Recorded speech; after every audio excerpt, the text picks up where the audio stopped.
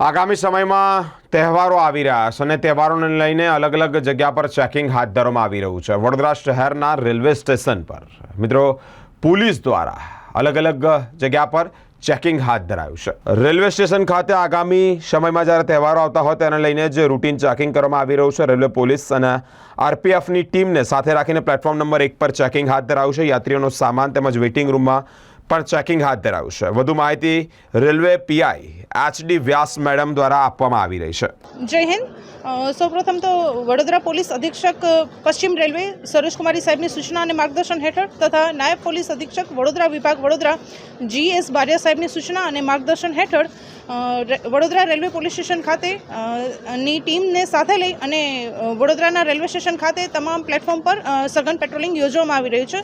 આ પેટ્રોલિંગ એ આજની કોઈ નવી ઘટના નથી, એ ડેઇલી રૂટીન કામગીરીનો એક ભાગ છે। પરંતુ આવનારા દિવસોમાં નવરાત્રિ, દિવાળી, આ બધા ફેસ્ટિવલ સિઝન આવી રહી છે, તો આ ફેસ્ટિવલ સિઝન લોકો સારી રીતે એન્જોય કરી શકે, સારી રીતે પોતાનું પરિવહન કરી શકે અને તેઓને કોઈ મુશ્કેલી ના સર્જાય તે હેતુથી પોલીસ સ્ટાફ અને આરપીએફના સંયુક્ત સંકલન સાધીને પેટ્રોલિંગ યોજવામાં આવેલ છે, જેમાં પ્લેટફોર્મ પર રહેલા તમામ રાહદારીઓ, આ ઉપરાંત જે રેસ્ટરૂમમાં રહેલા, વેઇટિંગ રૂમમાં રહેલા તમામ માણસોનું સઘન ચેકિંગ કરવામાં આવી રહ્યું છે, જેથી કરીને તેઓના મોબાઈલ અથવા તો તેઓના જે કિંમતી સામાન છે, સરસામાન છે, એ ચોરાય નહીં અને તેઓ એના પ્રત્યે જાગૃત થાય।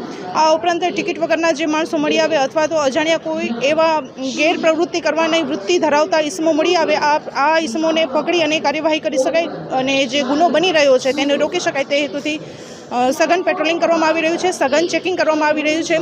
આ ઉપરાંત માલ સામાનની હેરાફેરીમાં પણ ઘણી વખત જે વસ્તુઓ લઈ જવી ના જોઈએ તેવી ગુનાકીય વસ્તુઓ પણ લઈ જવામાં આવતી હોય છે, એને પણ રોકી શકાય તે હેતુથી બેગેજ સ્કેનિંગ પણ સઘન કરવામાં આવી રહ્યું છે।